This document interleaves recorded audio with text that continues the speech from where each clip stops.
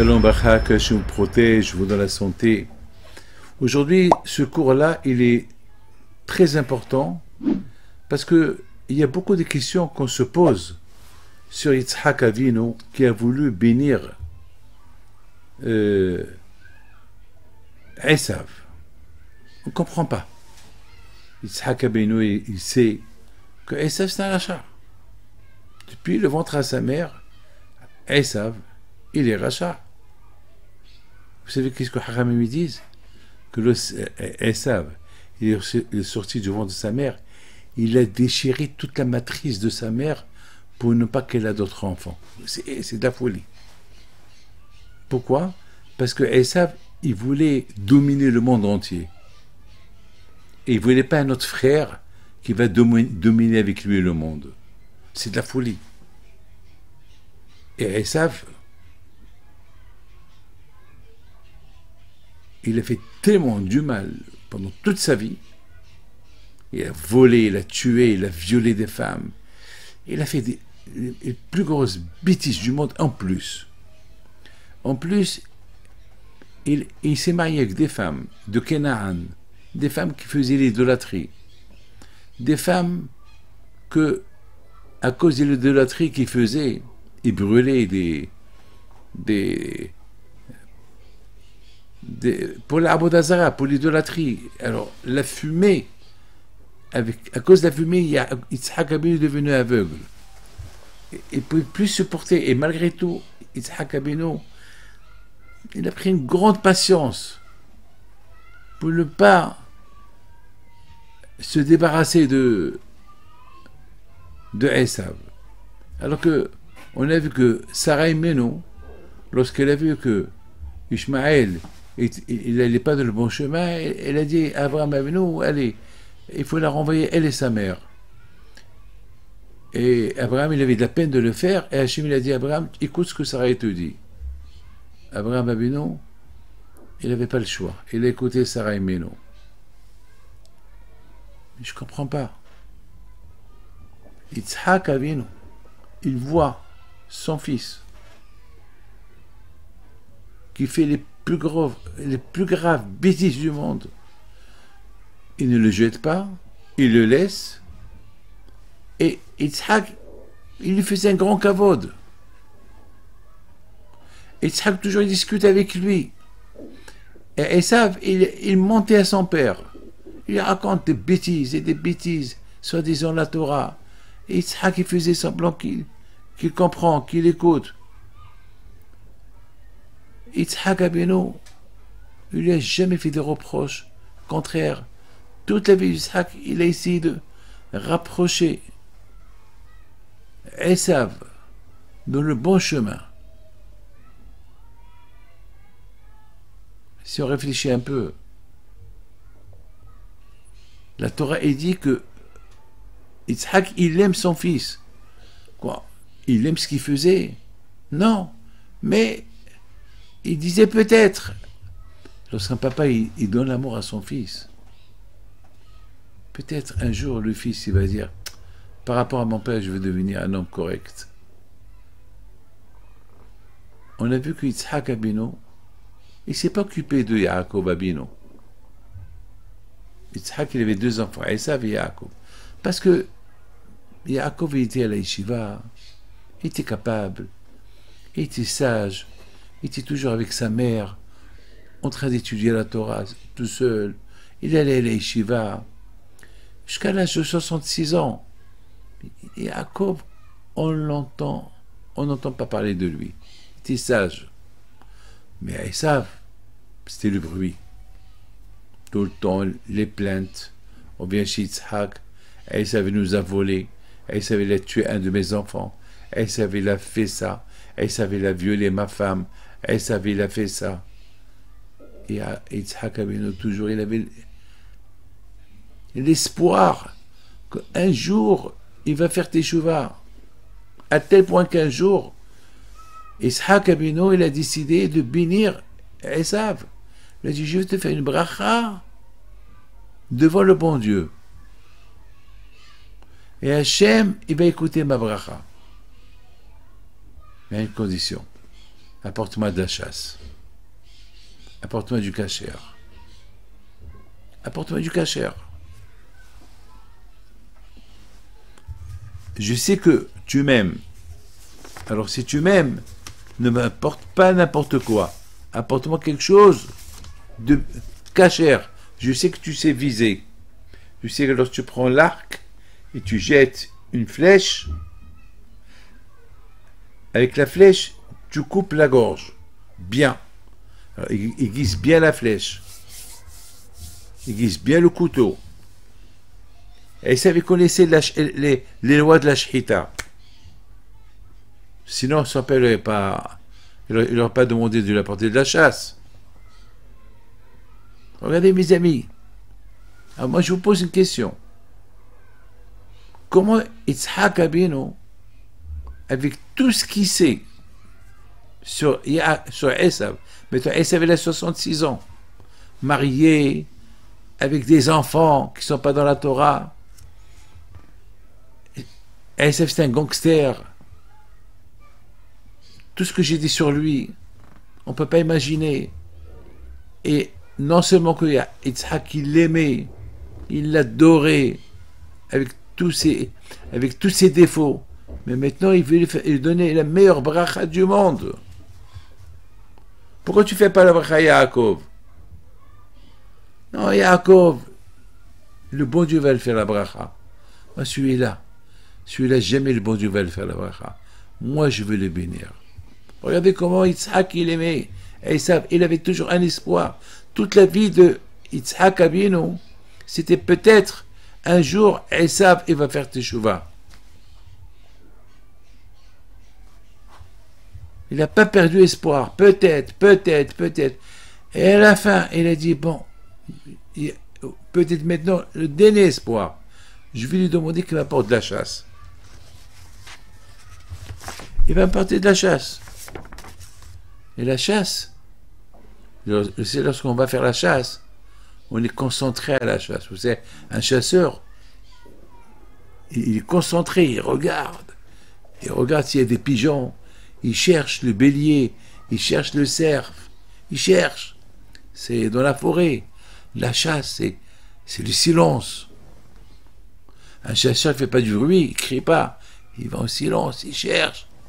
Et pendant qu'il va en silence, à quoi il pense? À quoi il va penser? Waouh! Si j'apporte un bon bélier à mon père, si je chasse un bon bélier, oh là là, quelle bracha il va me faire!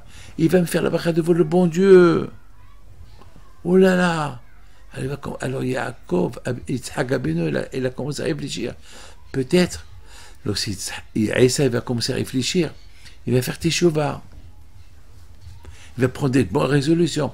Allez, jusqu'à maintenant, j'étais un voyou, j'étais un voleur, j'étais ceci et cela.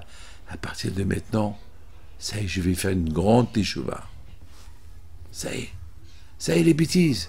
Ça suffit les bêtises. Mes amis, beaucoup de fois, il faut savoir, lorsqu'on prend des bonnes résolutions, c'est à cause de la pensée. Vous savez, mes amis, combien elle est importante la pensée. On dit que lorsqu'un homme il pense une bonne pensée, Akadosh Baruch Hu lui considère la pensée comme s'il l'a fait.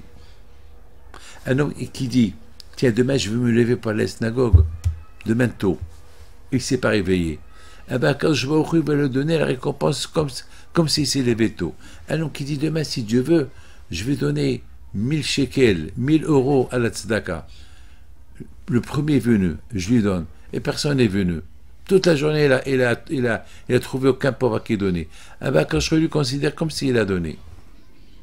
Si un homme, il pense, tiens, demain, je fais une mitzvah comme ça et comme ça, demain, je vais faire, et le lendemain, il n'a pas fait, Hachem, il considère comme s'il a fait. Alors, mes amis, Yitzhak Abinu, il a dit, peut-être, pendant qu'il va faire la chasse, il va commencer à faire une teshuva. Ça y est, avec les brachot que mon père va me donner, il n'a pas donné, Yaakov va me donner à moi. Alors je vais faire une teshuva, je vais faire plaisir à mon père, ça y est, je vais convertir mes femmes, allez, je vais faire des changements à la maison. Et pendant que Esav va avoir des bonnes pensées, le bon Dieu va le considérer comme s'il les a fait. Vous savez qu'est-ce qu'on dit? On dit Sbebi abdi awanan aoun. C'est en arabe, une expression en arabe. Fais quelque chose, moi je t'aide. Quand je lui dis, toi tu commences, moi je t'aide. Alors, le fait que Essa va commencer à penser, ah, les brachot que je vais recevoir, et le bon Dieu va les tamponner, le tamponner. Oh là là. Alors, bien sûr, pour que je les mérite, il faut que je fasse teshuva, il faut que je retourne vers Hachem. Et Hachem va considérer comme s'il avait une grande teshuva, comme s'il a fait tout ça. Et Hachem va l'aider, parce que quand je vais au Hu, il ne t'aide à le craindre, il t'aide à le suivre uniquement si tu fais un effort. Tu fais pas un effort, quand je vais au Hu, il t'aide pas. Mes amis, il y a eu quelqu'un, il y a beaucoup de fois, il y a des gens qui ne sont pas mariés. Et je leur dis, ce que vous cherchez? Non. Alors comment vous voulez le marier? Il faut faire un effort. Il y a un que toujours il prie, Hachem, je veux gagner au loto, Hachem, je veux gagner au loto. Un jour, il entend une voix du ciel. Il lui dit, est-ce que tu as joué le loto? Allah, pour que tu gagnes au loto, il faut que tu joues le loto. Mes amis, pour n'importe quelle chose, il faut prier. Tu pries, et Akash Baruch Hu, il t'aide. Tu fais un effort, Akash Baruch Hu, même dans la teshuva. J'ai rencontré quelqu'un hier, il m'a fait qu'il a fait une grande teshuva. Et comment il a fait la teshuva? Parce qu'il écoutait un cours. Jamais il voulait écouter des cours. Mais une fois, il a dit, tiens, je vais écouter un cours. Il a écouté le cours et il a commencé à réfléchir. Et soudainement, Hachem, il a aidé. Il a fait une teshuva aujourd'hui, il est mieux que moi. Ben, c'est ce que Yitzhak Abinu a pensé. Pendant qu'il va aller à la chasse, il va être concentré dans la chasse. Il va, au même moment, il y a un silence. Il va penser à la teshuva. Il va penser à la bracha. Qu'il va recevoir, et quel bel avenir il va avoir de cette bracha que son père va lui faire. Malheureusement, Esav, il a détruit son monde lui-même. Oui, il n'a pas voulu prendre des bonnes résolutions. Il ne veut pas faire tchouva. Il veut la vie facile. Il ne veut pas la Torah. Il ne veut pas être connecté au bon Dieu. Il ne veut pas la synagogue. Il ne veut pas une fille juive. Il ne veut rien. Il ne veut pas le kasher. Il ne veut rien. Ça ne l'intéresse pas. Tout ce qui l'intéresse, ben, je vais apporter à papa à manger, mais moi je reste dans mon coin. Je veux qu'il fait mes bras comme il veut, mais ça suffit. Je ne veux pas. Non, ça ne m'intéresse pas. Le pauvre Yitzhak Abinu, tout son rêve, c'était pour que Esav ait fait teshuva. Et voilà. Et non seulement qu'il n'a pas fait teshuva, mais vous savez ce qu'il a dit dans sa tête?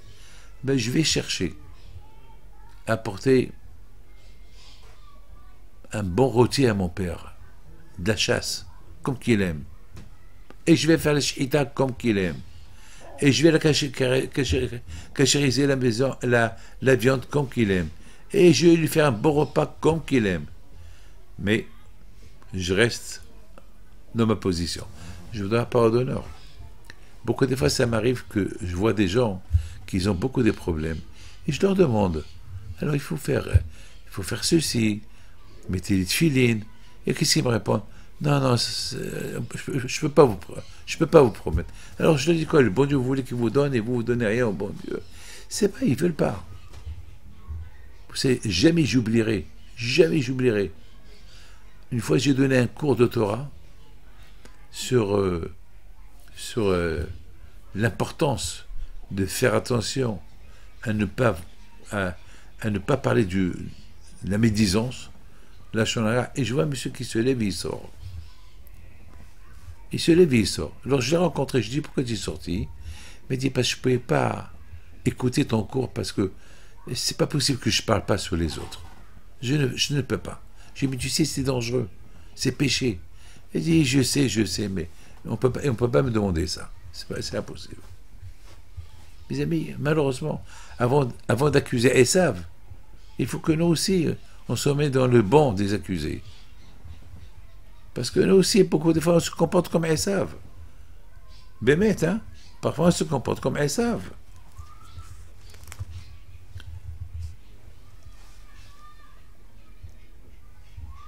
Esav, finalement, il n'a pas trouvé de bélier. Il n'a pas trouvé de la chasse. Il a fait tous les moyens et il n'a rien trouvé.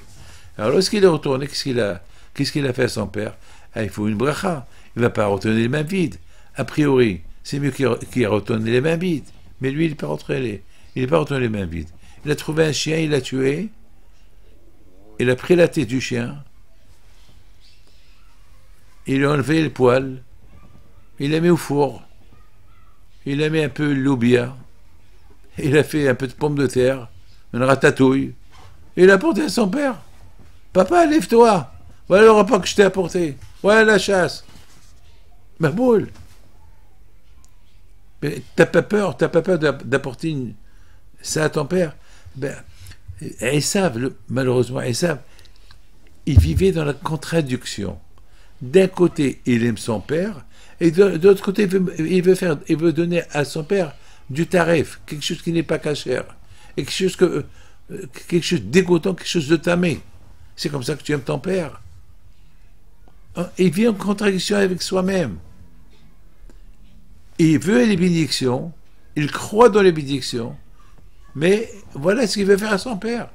Mais attends, mais comment tu veux que ton père il te bénisse si tu lui donnes à manger du manger pas cachère? Mais vous savez, lorsqu'on mange du non cachère, on ne peut pas bénir. Est-ce qu'on va faire Birkat Amazon si j'ai mangé du cochon et du pain? Mais comment? Mais quelle bracha?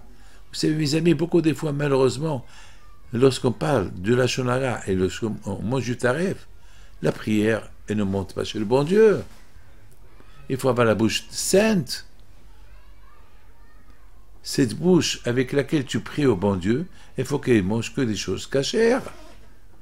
Il ne faut pas qu'elle parle des bêtises. On dit il faut imaginer Hachem. Imagine-toi que tu es devant Hachem. Alors, il faut que la pensée soit bien. Comment je vais imaginer Hachem et mes pensées sont toujours sales? Il faut nettoyer les pensées. Il faut nettoyer le cerveau des pensées. Mes amis, on dit Da malima alamima. Sache qu'est-ce qu'il y a au-delà de toi. Mais comment tu vas savoir qu'est-ce qu'il y a au-delà de toi si Hachem Ishmor, si ta tête elle est prise avec la jalousie et avec des mauvaises choses? Comment tu vas savoir? Tu sais que celui qui est au-delà de toi, il n'aime pas tout ce que tu fais. Mes amis, c'est ça ce qu'on appelle vivre dans la contradiction. Vivre dans la contradiction. Yitzhak Abinu alav shalom, il a voulu sortir Esav de cette contradiction là où il vit. Il aime les prières, mais il ne fait rien pour se connecter au bon Dieu. Il a voulu l'aider avec ce qu'on appelle, c'est fait teshuva, que pendant la chasse, il va faire des bonnes résolutions, dans le calme de la forêt, il va commencer à penser, waouh, quel bracha je vais recevoir, aïe aïe aïe, et ces brachos, c'est Hachem, il va les signer, il va les tamponner. Alors il faut que je suis bien avec le bon Dieu, il faut que je fasse un changement dans ma vie. Lui, il ne voulait pas. Pourquoi il ne voulait pas? Parce qu'il ne veut pas. Allez-y, forcez un juif de se lever et mettre les tefilines. Il y a beaucoup de juifs qui viennent chez moi, ils veulent des brachot, mais ils mettent ni tefilines, ni Shabbat, ni rien. Mais ils veulent les brachot. Voilà, ce matin, j'étais Sandak. Et j'ai vu quelqu'un. Ce quelqu'un, je ne veux pas dire ce qu'il fait, mais je lui ai dit, mon fils, il faut faire un peu, ça y est, ça suffit de continuer de faire ce que tu es en train de faire. Il me regarde. Il me dit, c'est dur. Pourquoi c'est dur? Pourquoi c'est dur? C'est tellement facile. Tu peux si tu veux. Toujours, il voyage en business class. Et moi, je t'arrête. Qu'est-ce que tu perds? Commande du cachère. Prends avec toi un sandwich. Pourquoi manger du taré? Pourquoi chez toi, c'est du cachère? Dans l'avion, c'est du taré. Pourquoi tu as deux ventres? Un ventre caché et un ventre taref? C'est dans le même ventre, il y a le taref et le cacher. Alors, mes amis, c'est... Beaucoup de fois, on accuse Esav. Avant d'accuser Esav, il faut qu'on réfléchisse ce qu'on nous on fait pour accuser quelqu'un qui fait ce que nous-mêmes on fait. Finalement, mes amis, Esav, il arrive, il a tout perdu. Oui, mes amis. Esav, il a détruit son monde, malheureusement. Alors, il a poussé des cris, il a pris, il a poussé des cris et des pleurs lorsqu'il a vu que Yaakov, entre-temps, il lui a pris les prières. Vous savez pourquoi? Alors, vous allez me poser une question. Pourquoi Yaakov lui a pris les prières? Pourquoi est-ce que Yaakov, c'est un voleur? Si Yaakov, c'est un voleur, pour qu'il lui vole les prières, comment il lui a volé les prières? Mes amis, il faut savoir que Yaakov, il lui a rien volé. Et Rivka Imenu, c'est une tzadékette. Comme que Yitzhak, il décide, Rivka aussi, elle décide. Yitzhak, il veut bénir Esav. Rivka, elle a fait un stop. Pourquoi? Parce que Rivka, elle a vu dans sa névoie, parce qu'elle était prophétesse, elle voyait tout. Elle a vu dans sa névoie que Esav, il est parti dans le but de ne pas exécuter ce que son père lui a dit de faire. Il est parti dans le but d'apporter à son père du taref. Il veut que du gratuit. Il ne veut pas changer. Alors le fait que Esav, il est parti dans ce but-là, Rivka, il dit à Yaakov, son fils, c'est pas possible que Esav, il mérite les brachot. Parce que il n'est pas parti dans l'esprit de faire une teshuva, de retourner vers Hachem. Il est parti dans l'esprit de rester rachat. Et puisqu'il est parti dans l'esprit de rester rachat, il ne mérite pas les brachot. Et ton père aujourd'hui doit faire des brachot. Aujourd'hui c'est la veille de Pessah. C'est dommage que ces brachot-là, ils tombent à l'eau. C'est comme il y a une goutte d'eau, que dommage cette goutte-là, elle peut apporter beaucoup de guérison. Alors, avant qu'elle tombe, qu'est-ce qu'on fait? Si elle tombe dans le sable, elle va partir. Alors, vite, on met les mains pour la recevoir. Alors, elle dit à son fils Yaakov, dommage. Elle savait qu'il est parti avec une mauvaise intention d'apporter n'importe quoi.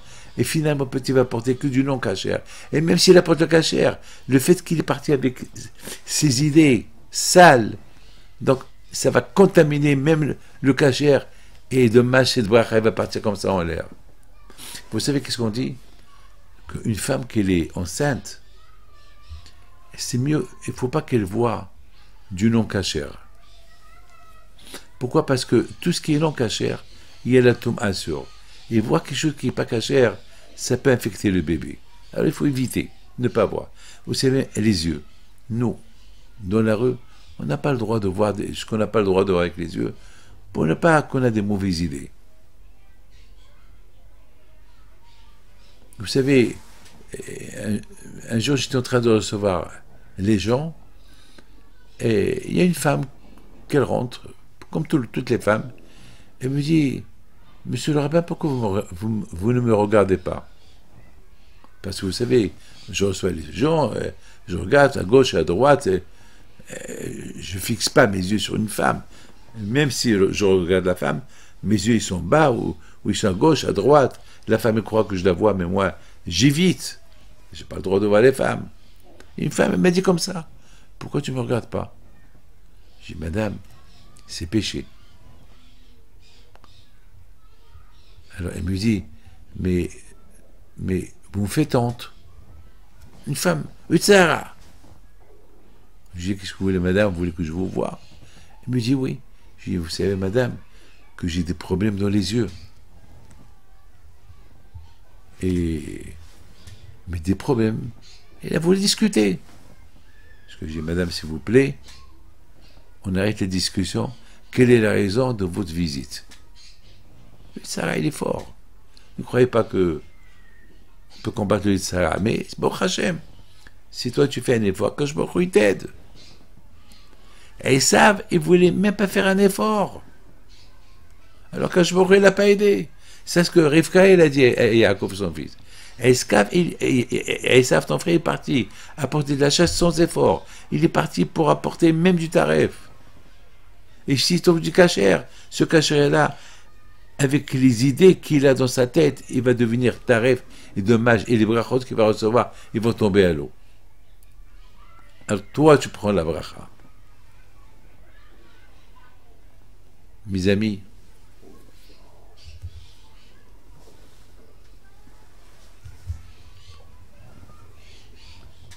combien chacun de nous, il doit réfléchir. Quand je nous a donné, bon Hachem, les livres de Moussar, il y a des cours de Torah qui nous réveillent. Et combien chacun de nous, il doit trouver un peu de son temps pour s'attacher, pour se réveiller. Beaucoup des fois, on écoute un cours de Torah qui nous réveille et on a envie de changer, mais après, on se décourage. Il faut t'encourager. Il ne faut jamais se désespérer. Yitzhak Abinu n'est jamais désespéré. Il a tout fait pour essayer, pour aider son fils. Toute sa vie, il a essayé de l'aider. Il n'a pas réussi. Mais au moins, il a essayé. Au moins, il a essayé. N'oubliez pas, mes amis, on dit que Esav, sa tête, le Zohar Akadosh dit que la tête de Esav était sainte. N'oubliez pas qu'il y a beaucoup de tzadikim qui sont sortis de Esav. Il y a Rabbi Meir Balanes, il y a Rabbi Akiva, il y a Shemaya Be'Abtalion, il y a Ankelos, il y a beaucoup de tzadikim qui étaient dans la tête de Esav. Le corps était impur. Mais dans la vie, le corps, il est influencé par la tête. Mais chez Esav, c'est le contraire. C'est la tête qui voulait influencer. Non, c'est les pieds qui ont voulu influencer la tête. C'est de la folie. On suit la tête, on ne suit pas les pieds.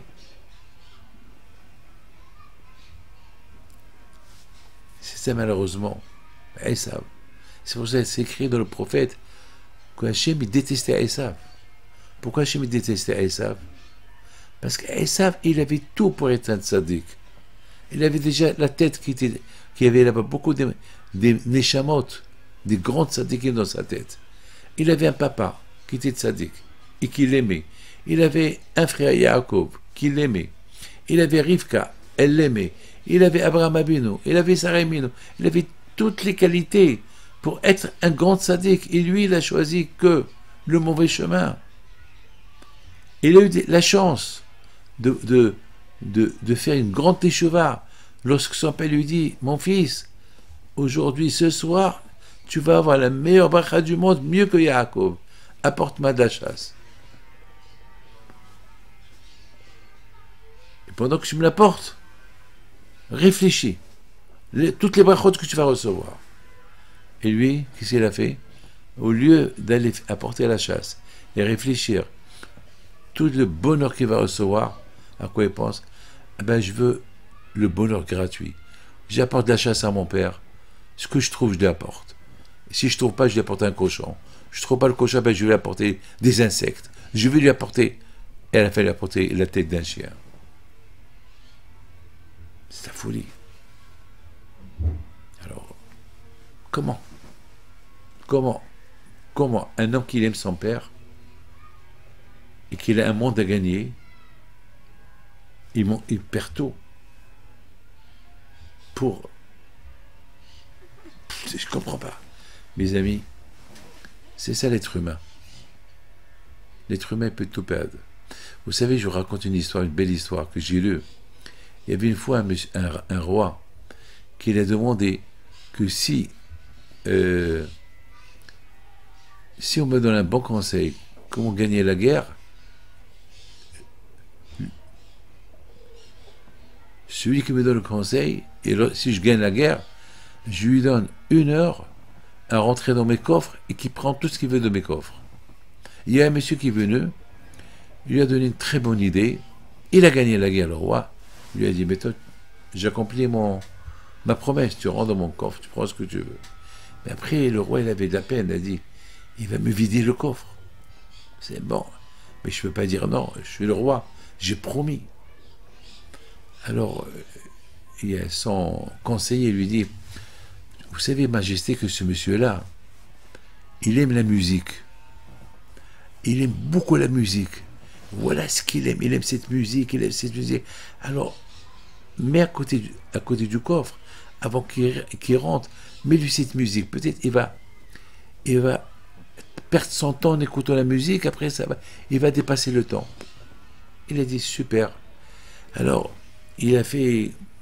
le roi, il a ouvert son coffre, le monsieur, il arrive, il commence à marcher dans la cour, il entend une belle musique, il commence à s'arrêter. Après, il s'est réveillé, oh là là, c'est pas le moment d'écouter la musique, je suis venu aujourd'hui pour prendre de l'argent, prendre du coffre ce que je veux. Et encore une musique meilleure, et encore une musique meilleure. À un moment donné,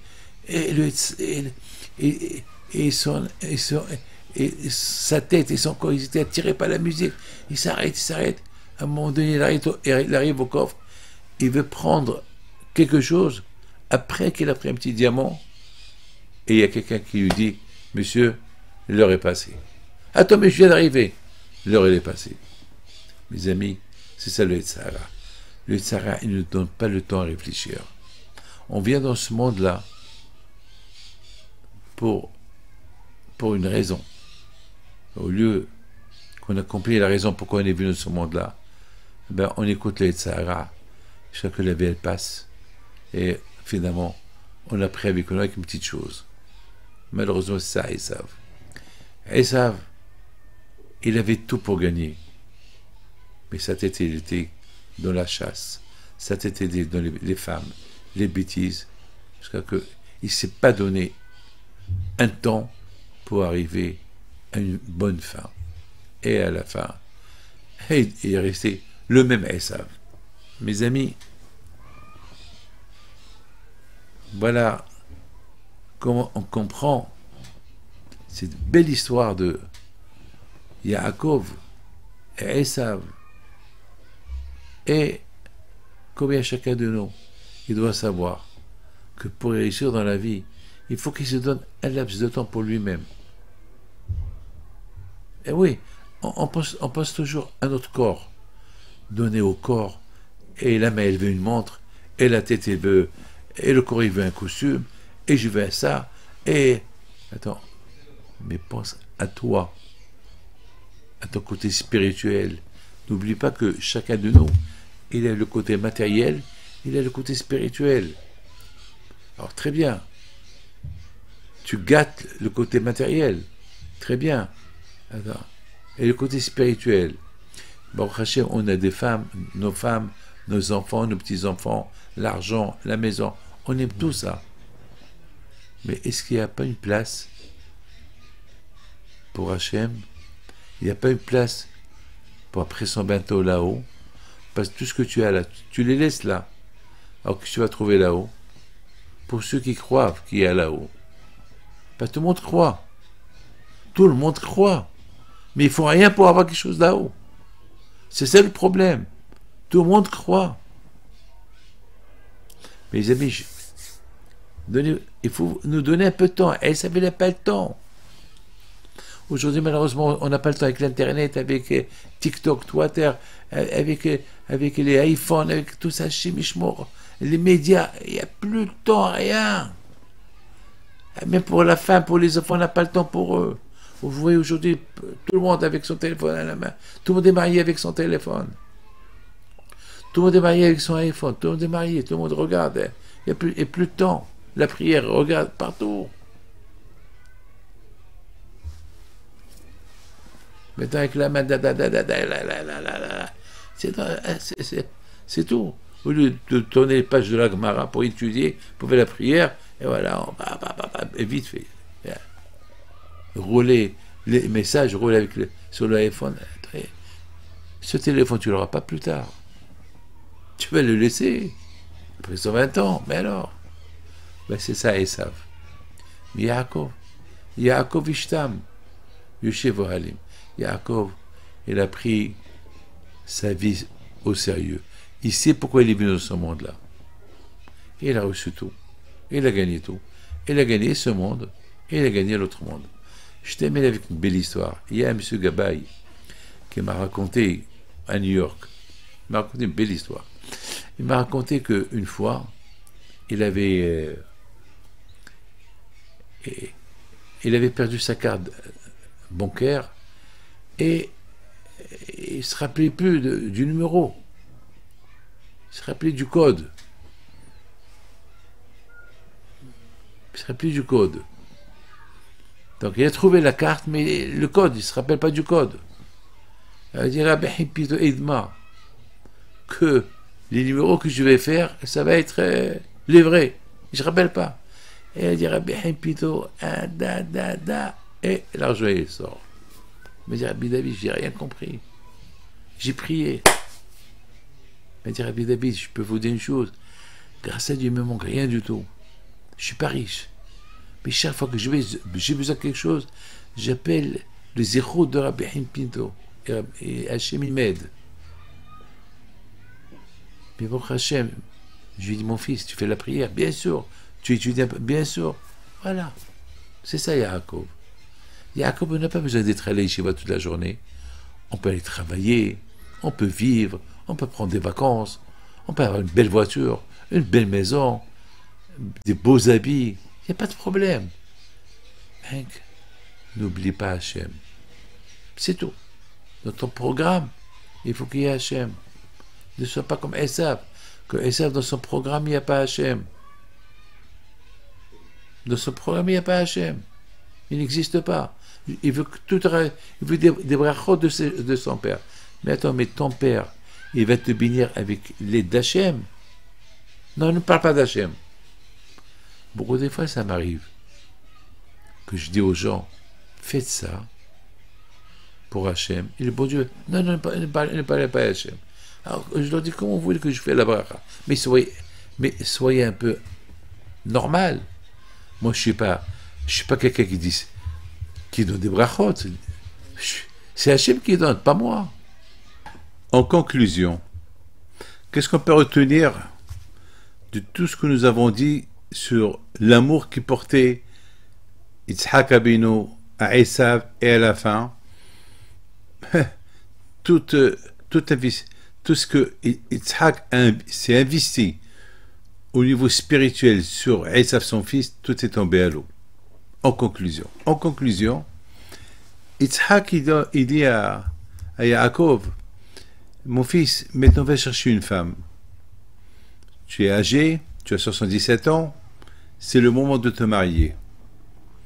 Et si tu veux une femme de famille, il faut aller à Haran, là où ma famille habite, à 2000 km d'ici. Parce que les filles de Canaan, ils ne sont pas bons. Ils ne sont pas bonnes. Ils n'ont pas de bonnes qualités.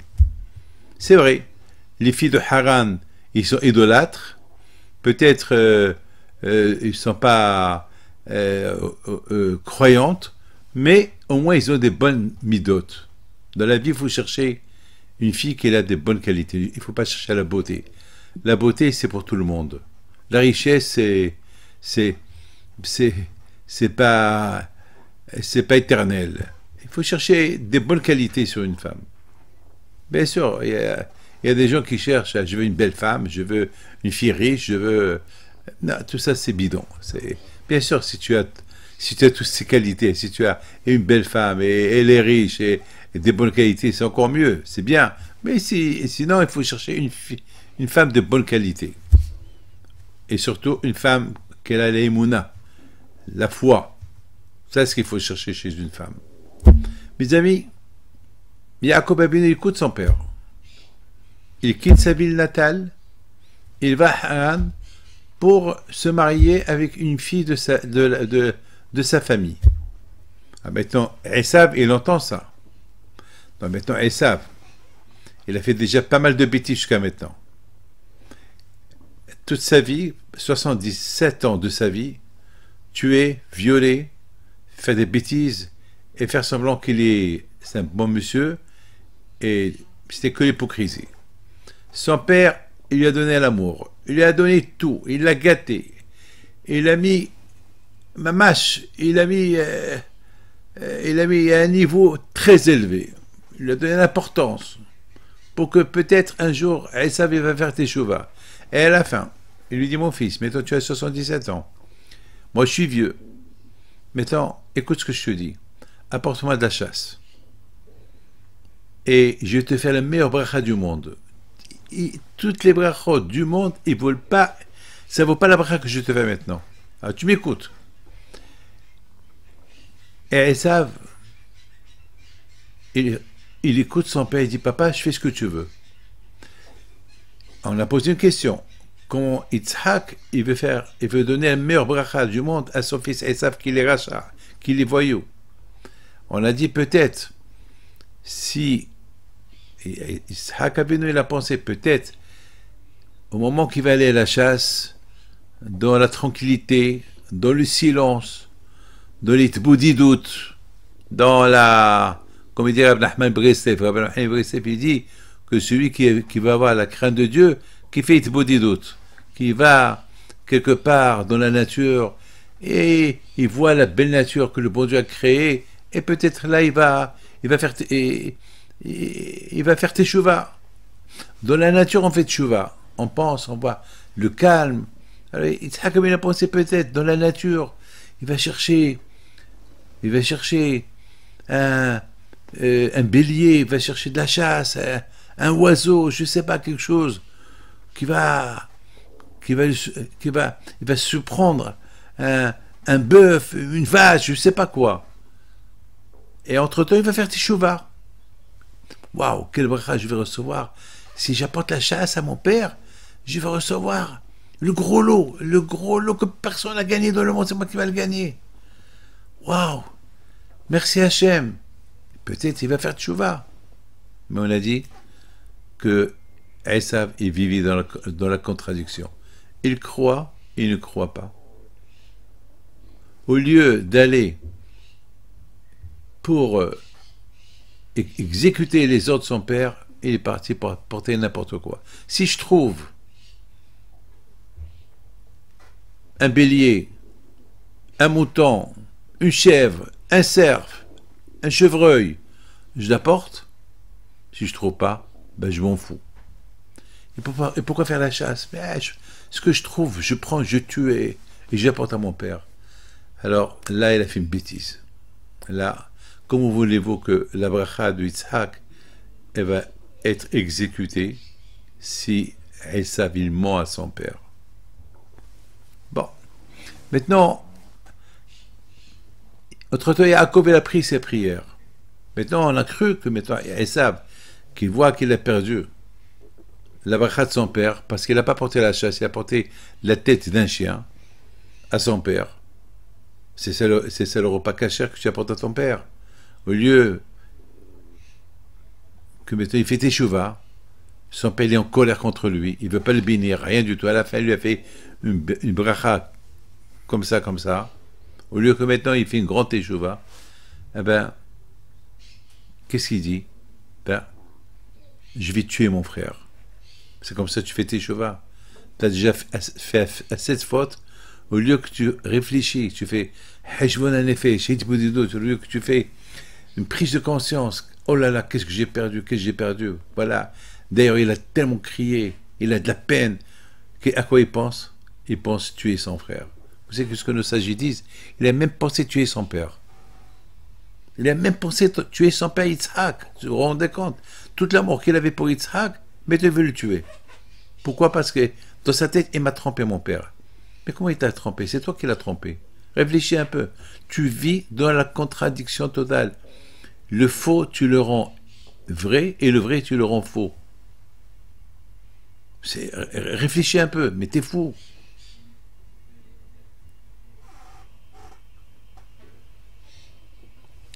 Maintenant, on laisse ça de côté. Maintenant, Yitzhak, il donne un conseil à son fils Yaakov d'apporter une femme bien et normale. une femme de la famille, de sa femme, de la famille de sa mère, Rivka, une fille qui est de sa déquête pour le mariage. Esav, il entend ça. Alors, Esav, au moins, donne un peu de satisfaction à ton père. Jusqu'à maintenant, tu t'es mal comporté avec lui. Apporte une femme normale. Va chercher une femme. Tu as entendu que ton oncle Lavan, il a 2 femmes. Une pour toi, une pour Yaakov. Va chercher là qu'elle est pour toi. Vous savez ce qu'il s'est fait? Il va chercher une femme qui est encore pire que les femmes qu'il a. Il comprend tout à l'envers. Conclusion. Avec Esav, on ne peut rien faire. Les êtres humains, malheureusement, il y a même des gens, il y a des juifs, avec toute vérité qu'ils voient, ben, ils ne voyaient pas la vérité, ils voyaient que le mensonge. Vous savez qu'est-ce que j'ai entendu parler de quelqu'un, un politicien israélien, je ne veux pas dire son nom, il a dit comme ça, il a dit, ben, moi je pense, en écoutant l'histoire de Yaakov et Esav, moi je suis comme Esav. J'aime les bénédictions que les rabbins me font, mais je fais ce que je veux. C'est de la folie de parler comme ça. Voilà. C'est ça, Esav. Esav, il veut le gratuit, sans rien faire. Que le bon Dieu vous protège et vous donne Amen.